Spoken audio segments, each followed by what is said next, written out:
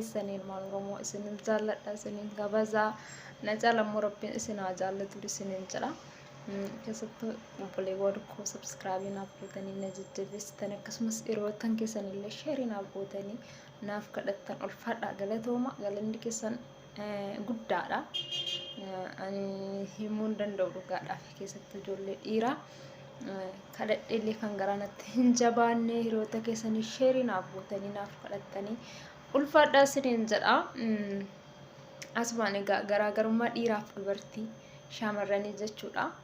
Eenyu akka garaa laafuuf eenyu akka garaa jabaatu baay'eetti arge dhugaadhaa fi ijoolleen akkasumatti ijaan illee beeku subscribe yeroo kadhadhe ijoolleen shamarranii miseejii koollee garagaltanii ilaaltanii tolee maleeni waan abbotan isin argine garaa jabaan dhugaadhaa fi garaa walitti jabaannuun immoo nun guddisu ilmaan Oromoo keessattuu isin jechuu jaalladha.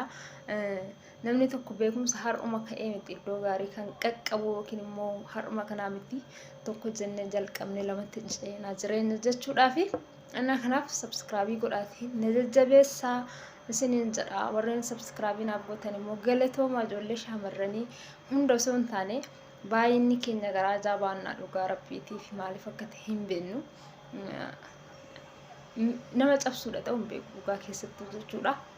Kanaafi waliin cabsiina walaa jajjabeessinuu isiniin jedha. Hormi immoo asuma YouTube irra taa'eetu guddisanii fi bakka guddaa ga'u ijoollee isaanii haaraallee jalqaban yookiin immoo warra YouTuberii haaraa jalqaban ijoollee jechuudha.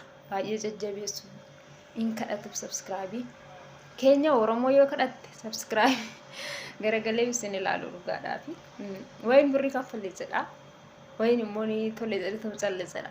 Jarri immoo akka sheerii walii godhanii wal jajjabeessanii wal cinaa dhaabbatanii irra caalle ijoolleen keenya Oromoo isa jirtu Facebook irra jirtu TikTok irra jirtu Facebook irra siyaasa bukeessitu ijoollee Habashaa irra jiru YouTuber irra jiru YouTuber irra jiraatu maal yoo ta'e isin immoo way namni isiniin kanfalu YouTuber isinii kanfala malee ana yookiin immoo nama biraa miti kan sii kanfalu birrittiin hojjettu sila ta'e kottu iddoo faayidaa sii qabu iddoo barumsa irraa barattu irra taa'i asii ilaalaa isiniin jechuu jaalladha. Hundumti keessanii nagaraa walitti hin jabaatiina garaa walii laafa ilmaan Oromoo hundumti keessan afaan tokko haasofna Oromummaa dhiiga keenyadha. Innaa kanaaf Facebook irra teessanii gandaa waliin qoodiinaa zariidhaa waliin qoodiinaati asirraa koottaati wal jajjabeessaa isiniin jedha. Hundumti keessan ulfaadhaa galatoomaa viidiyoo gaggaarii isiniif hojjedha hamma danda'utti subscribe naa gochuudhaan naaf kadhadha.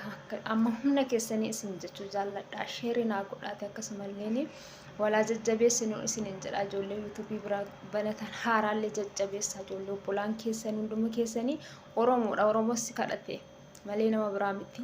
Yoo Oromoo tokko kadhatte immoo maalitti na beektaa eessadhatti jedha.